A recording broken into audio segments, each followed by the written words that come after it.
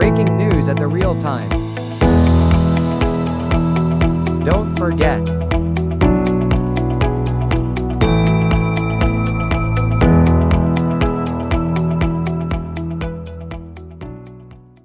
Vous êtes-vous déjà arrêté pour réfléchir à la façon dont tout a commencé? La Bible nous donne une réponse claire et simple. Dieu a créé tout ce qui existe.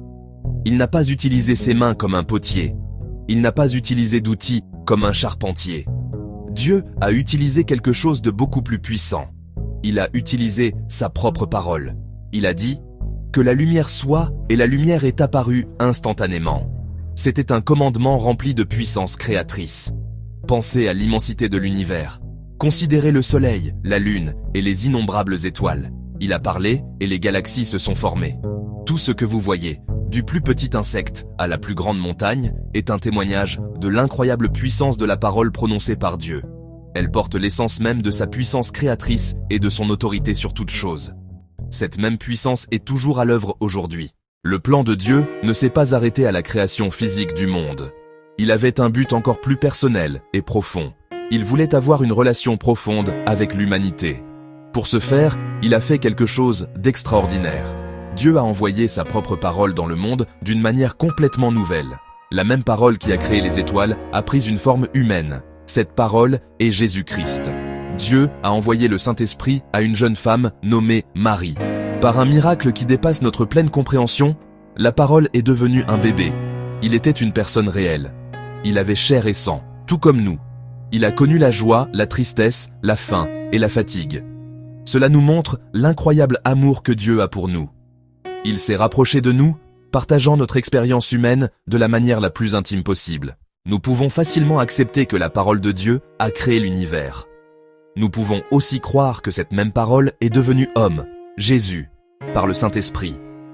Mais alors, une question surgit dans nos cœurs. Pourquoi trouvons-nous si difficile de croire que cette même parole peut faire de nous des enfants de Dieu aujourd'hui?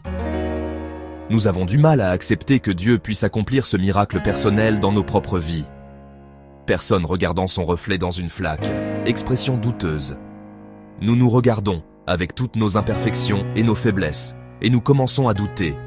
Nous pensons, comment moi, une personne simple et imparfaite, nous comparons Dieu à des pères humains? Nous savons que l'adoption humaine est un processus légal et social. Elle implique des documents. La Bible, cependant, présente une réalité différente. Jean chapitre 1, versets 12 et 13. Mais à tous ceux qui l'ont reçu. Mais de Dieu. Dieu n'est pas un père de la même manière qu'un humain est un père. Sa paternité est à un niveau complètement différent. Il fait de nous ses enfants par un acte délibéré de sa volonté. Ce processus implique deux éléments clés. Sa parole, son Saint-Esprit. Lorsque nous entendons le message sur Jésus et le croyons, le Saint-Esprit accomplit un miracle intérieur. Ce miracle est ce que la Bible appelle être né de Dieu. C'est une naissance spirituelle. C'est un nouveau commencement, une nouvelle création en nous. Le chemin pour devenir un enfant de Dieu est donc étonnamment simple. L'exigence est de croire. Recevoir Jésus signifie l'accueillir dans votre vie comme votre Seigneur et Sauveur. Tout ce qui est nécessaire est votre foi. Ouvrez votre cœur et recevez le don que Dieu vous offre.